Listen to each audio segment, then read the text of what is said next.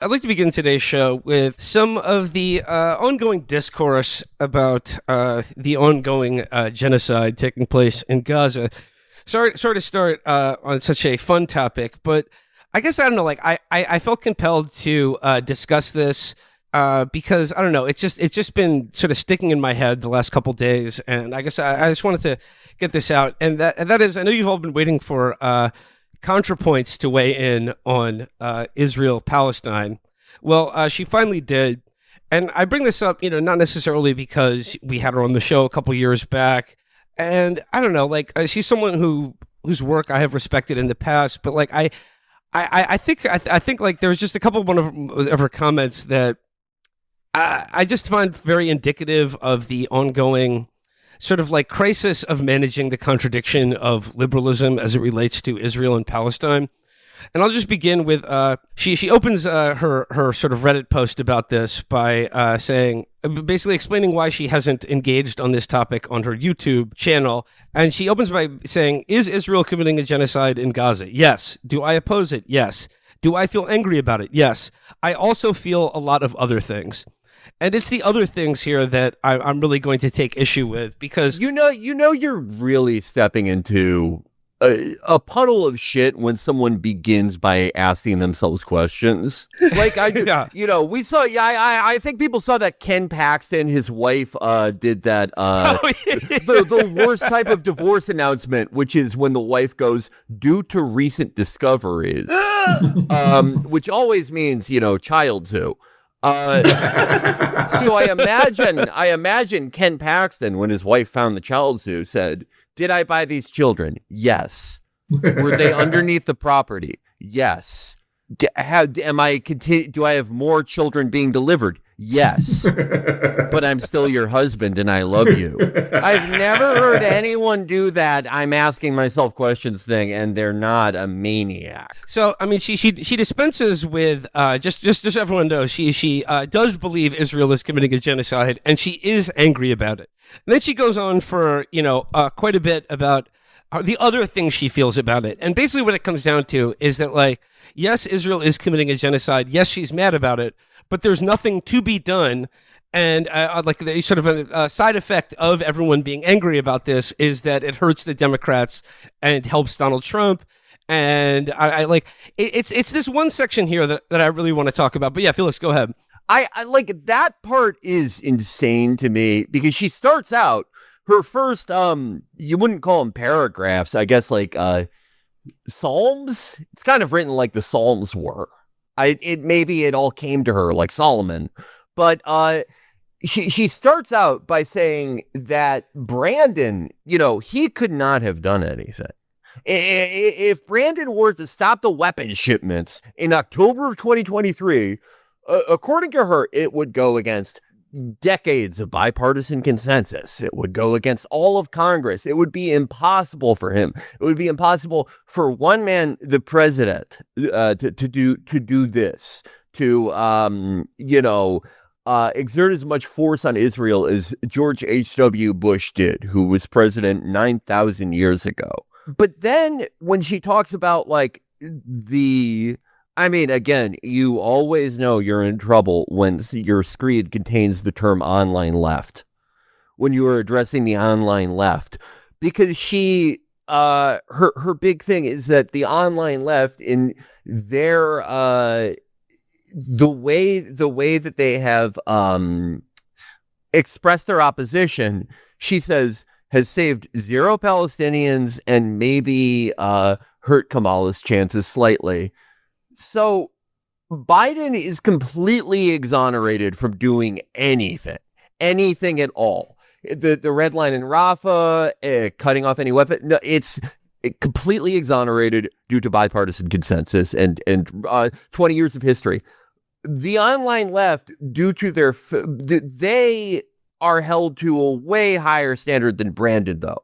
The fact that they saved 0 Palestinians and did not stop this war proves that, I don't know, they should kill themselves? I mean, what is the fucking point here? Well, okay, like if you want to brand the online left as like for all their anger or outrage or breaking with the president, it resulted in 0 Palestinian lives being saved. I think you have to weigh that against the other side of the debate, which not just did not save any Palestinian lives, but actively killed probably hundreds of thousands of them. And like, and her point about like, oh, there's nothing to be done. Like, and even if we're to believe that something like cutting off arms shipments from Israel would require the approval of Congress, I mean, does not vetoing every UN resolution that calls to Israel to account, do you need congressional approval to do that? Or do you need congressional approval to just state as the president that this is wrong and needs to stop? Yeah, it just, it ignores that there's a series of repeated affirmative choices that the president has singular authority over. But the other thing, okay, if we were going to frame things in this way, what did the online left they said stop the genocide, and the genocide didn't stop. If we are going to frame everything that way, then I think ContraPoints, who every article that has ever been written about her pre like 2021, the woman combating the online right, the woman fighting the alt-right, how has that gone? How has that gone? Good point. Is it 1-0 ContraPoints? Or what? I don't know. Is racism a taboo again? Did you pull that one off? I don't know. If we're just looking at the scoreboard here. Oh, it's also just so sinister dropping this in the midst of like constant revelations about how at these ersatz aid sites, like Israeli soldiers are just opening fire on children, so like the timing on this, makes it even worse if that's possible. Well, I mean, the timing on this is like, this is what I mean by like the contradictions can't be managed anymore. Like the timing on this, I think, is time to these ghastly revelations about just like the aid distribution centers that are just shooting galleries. I mean, I saw something the other day that they're shelling people from naval vessels who are queuing to get flour. So like, so now it's like she feels she has to say something, but she has to say something in a way that will, I don't know, preserve this idea that the people doing this, or at least who did it up until Donald Trump became president, have to be exonerated in some way. And there's one section, it's Psalm number 3 that she writes here, under the headline Dread. This is the thing that really stuck in my mind and has bothered me the last couple days. She writes here under Dread: the online left has spent the last 20 months distributing hundreds of photos and videos of dead Palestinian children. The main effect has been to create a population of people in a constant state of blood-boiling rage with no consequential political outlet. And there's just something about that I find so I just find it so evil because, like, the fact that there is no consequential political outlet for the rage that one naturally feels seeing human life exterminated en masse is largely due to the Democratic Party and like the politics of this country that you're telling us cannot be changed in this regard. But then like it's this idea that like it's just nihilism or something to be aware of or to share images of the reality of this conflict. And even calling it a conflict is honestly somewhat distasteful to me. But like those images that you see every day, like think about how many Palestinian journalists have been executed precisely because they gave their lives to share the reality of what is being done to them. And to say that like sharing those images or like highlighting the reality of this genocide is just sort of a nihilistic gore is nihilistic gore porn, and that it gives people blood boiling rage with no consequential political outlet. Like, how is it supposed to make you feel? Yeah. Natalie, would you say this about documentation of the Holocaust? And if so, why not? Yeah. Why not? What is the actual difference here? Well, she says, does this mean Israel should not be criticized and sanctioned? Absolutely not. But it's something I don't want to risk contributing to if not outweighed by tangible benefits. So I approach the issue cautiously. That not addressing it that did not help Kamala. Like, what do you think is going on here? Do you think that people saw the one Kamala press conference where she went, it needs to stop, and then didn't talk about it for the rest of the fucking campaign and decided, too anti-Zionist for me, not voting for her? I mean, I look, again, we hate to try to get inside someone's mind here, but it does seem in this case that there is both the fact that this only exists, this decree only exists because she does not like the reply she has been getting for the past 2 years. And in some sense, more importantly, it seems like she resents the fact that she has to think about this insofar as she has to do anything, or that she has to talk about this. That thing about the imagery of the genocide is incredibly revealing. It's this idea that, like, seeing images that depict the reality of the mass slaughter of human beings, that, like, because there's no consequential political outlet for that anger and, like, the very clear demand that this needs to stop and that U.S. complicity in this genocide must end.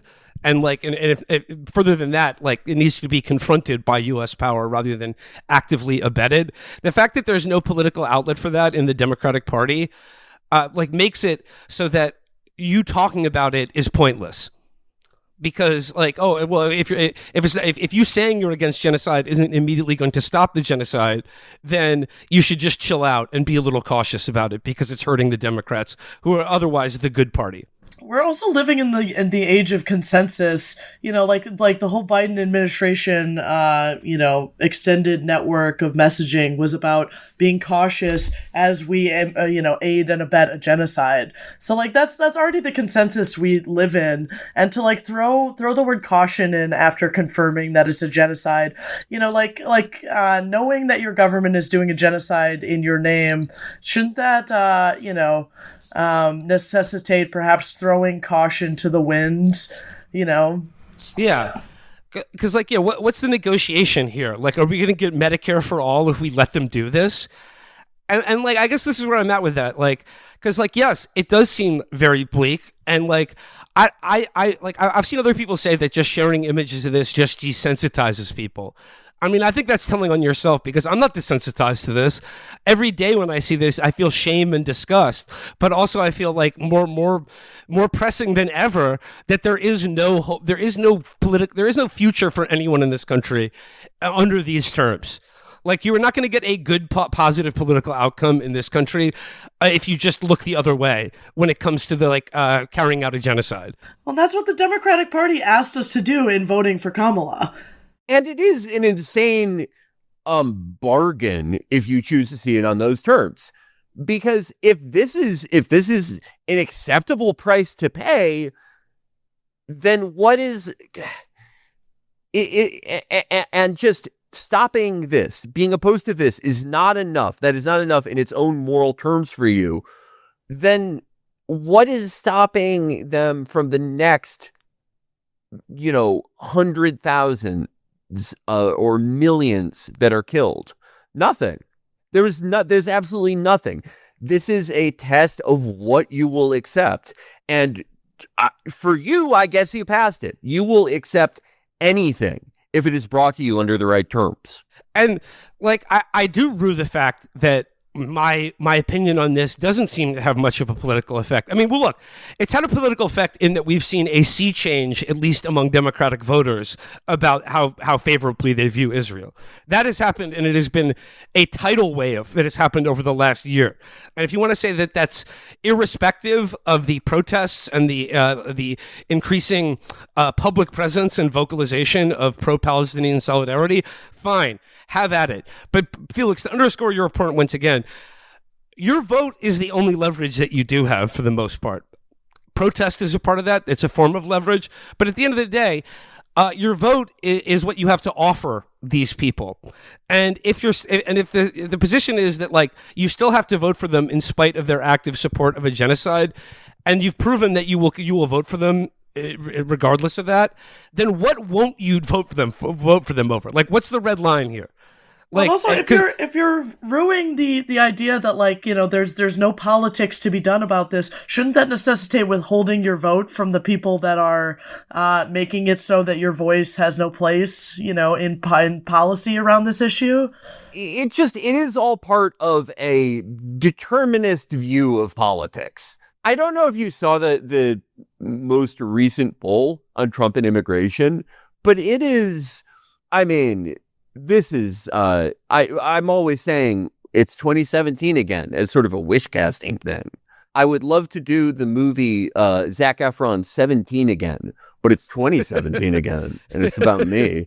But it's, I mean, Trump, and this is not Democrats. This is just like all registered voters, I think. It's something like 70-30 opposed to Trump's stance on immigration.